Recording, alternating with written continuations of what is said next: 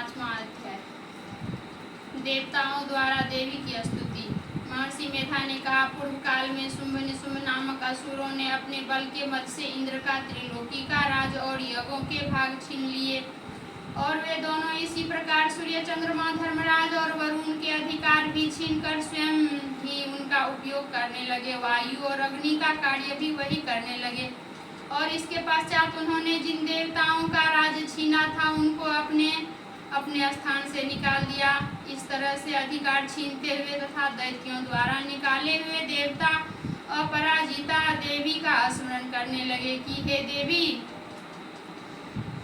देवी ने हमको वर दिया था कि तुम्हारी संपूर्ण विपत्तियों को नष्ट करके रक्षा करूंगी। ऐसा विचार कर सब देवता हिमालय पर गए और भगवती विष्णु माया की स्तुति करने लगे। देवताओं ने कहा, देवी को नमस्कार है, शिव को नमस्कार है, प्रकृति और भद्रा को नमस्कार है। हम लोग रुद्रा, नित्या और गौरी को नमस्कार करते हैं। ज्योत्सनामयी, रुद्र, चंद्र रूपनी व सुख रूपा देवी को निरंतर नमस्कार है। शरणागतों को कल्याण करने वाली वृद्धि और सिद्धि रूपा देवी को हम बार बार नमस्कार करते हैं। और नैऋति राजाओं की लक्ष्मी तथा सर्वाणी को नमस्कार है। दुर्गा को दुर्ग स्थलों को पार करने वाली दुर्गपारा को सारा सर्वकारिणी ख्याति कृष्णा और धूम्रा देवी को सदैव नमस्कार है। अत्यंत सौम्य तथा अत्यंत रौद्र रूपा को हम नमस्कार करते हैं, उन्हें हमारा बारंबार प्रणाम है। जगत की आधारभूत कृति देवी को बार बार नमस्कार करते हैं। जिस देवी को प्राणी मात्र विष्णु माया कहते हैं उसको नमस्कार है, उसको नमस्कार है, उसको नमस्कार है। जो देवी संपूर्ण प्राणियों में चेतना कहलाती है उसको नमस्कार है, उसको नमस्कार है, उसको नमस्कार है। जो देवी संपूर्ण प्राणियों में बुद्धि रूप से स्थित है उसको नमस्कार है, उसको नमस्कार है, उसको नमस्कार है। जो देवी सब प्राणियों में निद्रा रूप में विराजमान है उसको नमस्कार है, उसको नमस्कार है, उसको नमस्कार है। जो देवी संपूर्ण प्राणियों में क्षुधा रूप से विराजमान है उसको नमस्कार है, उसको नमस्कार है, उसको नमस्कार है।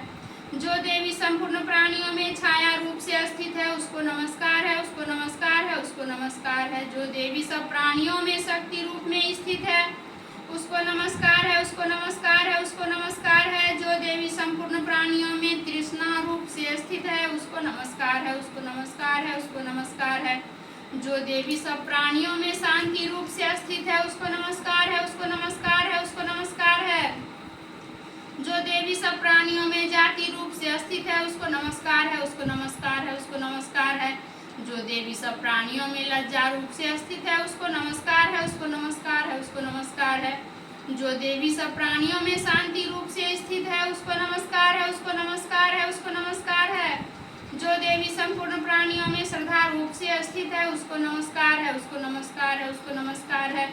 जो देवी संपूर्ण प्राणियों में कांति रूप से स्थित है उसको नमस्कार है, उसको नमस्कार है, उसको नमस्कार है। जो देवी सब प्राणियों में लक्ष्मी रूप से स्थित है उसको नमस्कार है, उसको नमस्कार है, उसको नमस्कार है। जो देवी संपूर्ण प्राणियों में वृत्ति रूप से स्थित है प्राणियों में है उसको नमस्कार है, उसको नमस्कार है, उसको नमस्कार है। जो देवी सब प्राणियों में स्मृति रूप से विराजमान है उसको नमस्कार है, उसको नमस्कार है, उसको नमस्कार है। जो देवी सब प्राणियों में दया रूप से स्थित है उसको नमस्कार है, उसको नमस्कार है, उसको नमस्कार है। जो देवी सब प्राणियों में तुष्टि रूप से स्थित है उसको नमस्कार है, उसको नमस्कार है, उसको नमस्कार है। जो देवी संपूर्ण प्राणियों में मातृ रूप से स्थित है उसको नमस्कार है, उसको नमस्कार है, उसको नमस्कार है। जो देवी संपूर्ण प्राणियों में भ्रांति रूप से स्थित है उसको नमस्कार है, उसको नमस्कार है, उसको नमस्कार है। जो देवी समस्त जीवों में इंद्रियों की स्वामिनी है तथा संपूर्ण प्राणियों में नित्य व्याप्त रहती है उसको नमस्कार है। जो देवी चैतन्य रूप से इस संपूर्ण संसार को व्याप्त करके स्थित है उसको नमस्कार है, उसको नमस्कार है, उसको नमस्कार है। पूर्व काल में देवताओं ने अपने अभिष्ट फल पाने के लिए जिसकी स्तुति की है और देवराज इंद्र ने बहुत दिनों तक जिसका सेवन किया है वह कल्याण की साधना भूता ईश्वरी हमारा कल्याण और मंगल करे तथा सारी विपत्तियों को नष्ट कर डाले। असुरों के सताए हुए हम संपूर्ण देवता उस परमेश्वरी को इस समय नमस्कार करते हैं तथा जो भक्ति पूर्वक स्मरण किए जाने पर तुरंत ही सब विपत्तियों को नष्ट कर देती है। वह जगदम्बा इस समय भी हमारा मंगल करके हमारी समस्त विपत्तियों को दूर करें। महर्षि मेधा ने कहा, हे राजन, इस प्रकार जब देवता स्तुति कर रहे थे तो उसी समय पार्वती देवी गंगा में स्नान करने के लिए आई। तब उनके शरीर से प्रकट होकर शिवा देवी बोली, शुभ दैत्य के द्वारा स्वर्ग से निकाले हुए और निशुंभ से हारे हुए ये देवता मेरी ही स्तुति कर रहे हैं। पार्वती के शरीर से अंबिका निकली थी, इसलिए उनको संपूर्ण लोक में कौशिकी कहते हैं। कौशिकी के प्रकट होने के पश्चात पार्वती देवी के शरीर का रंग काला हो गया और वह हिमालय पर रहने लगी कालिका देवी के नाम से प्रसिद्ध हुई। फिर शुंभ और निशुंभ के दूत चंद्रमुंड वहां आए और उन्होंने परम मनोहर रूप वाली अंबिका देवी को देखा। फिर वे शुंभ के पास जाकर बोले, महाराज, एक अत्यंत सुंदर स्त्री हिमालय को प्रकाशित कर रही है। वैसा रंग आज तक हमने किसी स्त्री में नहीं देखा है। हे असुरेश्वर, आप यह पता लगाएं कि वह कौन है और उसको ग्रहण कर ले। वह स्त्री स्त्रियों में रत्न है। वह अपनी कांति से दसों दिशाओं को प्रकाशित करती हुई वहां स्थित है, इसलिए आपको उसका देखना उचित है। हे प्रभु, तीनों लोकों के हाथी, घोड़े और मणि इत्यादि जितने रत्न है वे सब इस समय आपके घर में शोभायमान है। हाथियों के रत्न रूप ऐरावत हाथी और उच्चैश्रवा नामक घोड़ा तो आप इंद्र से ले आए हैं। हंसों द्वारा जुता हुआ विमान जो कि ब्रह्मा जी के पास था अब भी आपके पास है, और यह महापद्म नामक खजाना आपके कुबेर से छीना है। समुद्र ने आपको सदा खिले हुए फूलों की किंजल कीनी नामक माला दी है। वरुण का कंचन की वर्षा करने वाला छत्र आपके पास है। रथों में श्रेष्ठ प्रजापति का रथ भी आपके पास ही है। हे दैत्येंद्र, मृत्यु से उत्क्रांति ईदा नामक शक्ति भी आपने छीन ली और वरुण का पास भी आपके भ्राता निशुंभ के पास ही है। समुद्र में पैदा होने वाले सब प्रकार के रत्न भी आपके भ्राता निशुंभ के अधिकार में है। जो अग्नि में न जल सके ऐसे दो वस्त्र भी अग्निदेव ने आपको दिए हैं।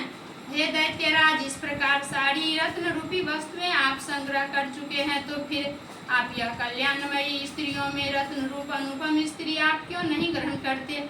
महर्षि मेधा बोले, चंद्रमुंड का यह वचन सुनकर शुंभ ने विचारा कि सुग्रीव को अपना दूत बनाकर देवी के पास भेजा जाए। प्रथम उसको सब कुछ समझा दिया और कहा कि वहां जाकर तुम उसको अच्छी तरह से समझाना और ऐसा उपाय करना जिससे वह प्रसन्न होकर तुरंत मेरे पास चली आए। भली प्रकार समझाकर कहना। दूत सुग्रीव पर्वत के उस रमणीय भाग में पहुंचा जहां देवी रहती थी। दूत ने कहा, हे देवी, दैत्यों का राजा शुंभ जो इस समय तीनों लोकों का स्वामी है, मैं उसका दूत हूँ और यहाँ आपके पास आया हूँ। संपूर्ण देवता उसकी आज्ञा एक स्वर से मानते हैं। अब जो कुछ उसने कहला भेजा है वह सुने। उसने कहा है, यह समय संपूर्ण त्रिलोक मेरे वश में है और संपूर्ण यज्ञों के भाग को पृथक पृथक मैं ही लेता हूँ। तीनों लोकों में जितने श्रेष्ठ रत्न हैं वे सब मेरे पास है। देवराज इंद्र का वाहन ऐरावत मेरे पास है, जो मैंने उनसे छीन लिया है। उच्चैश्रवा नामक घोड़ा जो क्षीर सागर से के मंथन करने से प्रकट हुआ था, उसे देवताओं ने मुझे समर्पित किया है। हे सुंदरी, इनके अतिरिक्त और भी जो रत्न भूषण पदार्थ देवताओं के पास थे वे सब मेरे पास है। हे देवी, मैं तुम्हें संसार की स्त्रियों में रत्न मानता हूँ, क्योंकि रत्नों का उपभोग करने वाला मैं ही हूँ। हे चंचल कटाक्षों वाली सुंदरी, अब यह मैं तुझ पर छोड़ता हूँ कि तू मेरे या मेरे भाई पराक्रमी निशुंभ की सेवा में आ जाओ। यदि तू मुझे बढ़ेगी तो तुझे अतुल महान ऐश्वर्य की प्राप्ति होगी। अतः तुम अपनी बुद्धि से यह विचार कर मेरे पास चली आओ। महर्षि मेधा ने कहा, दूत के ऐसा कहने पर संपूर्ण जगत का कल्याण करने वाली भगवती दुर्गा मन ही मन मुस्कुराई और इस प्रकार कहने लगी। देवी ने कहा, हे दूत, तू जो कुछ कह रहा है वह सत्य है और इसमें किंचित भी झूठ नहीं है। शुंभ इस समय तीनों लोगों का स्वामी है और निशुंभ भी उसी की तरह पराक्रमी है, किंतु इसके संबंध में मैं जो प्रतिज्ञा कर चुकी हूँ उसे मैं कैसे झुठला सकती हूँ। अतः मैंने जो प्रतिज्ञा की है उसे सुन। जो मुझे युद्ध में जीत लेगा और मेरे अभिमान को खंडित करेगा तथा बल में मेरे समान होगा वही मेरा स्वामी होगा। इसलिए शुंभ अथवा पराक्रमी निशुंभ यहाँ आवे और युद्ध में जीतकर मुझसे विवाह कर ले। इसमें भला देर की क्या आवश्यकता है। दूत ने कहा, हे देवी, तुम अभिमान में भरी हुई हो, मेरे सामने तुम ऐसी बात न करो। स्त्रीलोकी में मुझे तो ऐसा कोई दिखाई नहीं देता जो कि शुंभ और निशुंभ के सामने ठहर सके। हे देवी, अब अन्य देवताओं में से कोई शुंभ व निशुंभ के सामने युद्ध में ठहर नहीं सकते, तो फिर तुम जैसी स्त्री उनके सामने रणभूमि में ठहर सकोगी।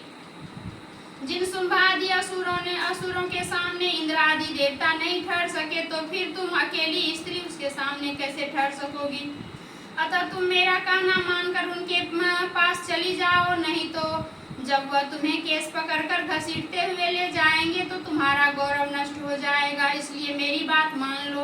देवी ने कहा, जो कुछ तुमने कहा ठीक है। शुंभ और निशुंभ बड़े बलवान है, लेकिन मैं क्या कर सकती हूँ, क्योंकि मैं बिना विचारे प्रतिज्ञा कर चुकी हूँ।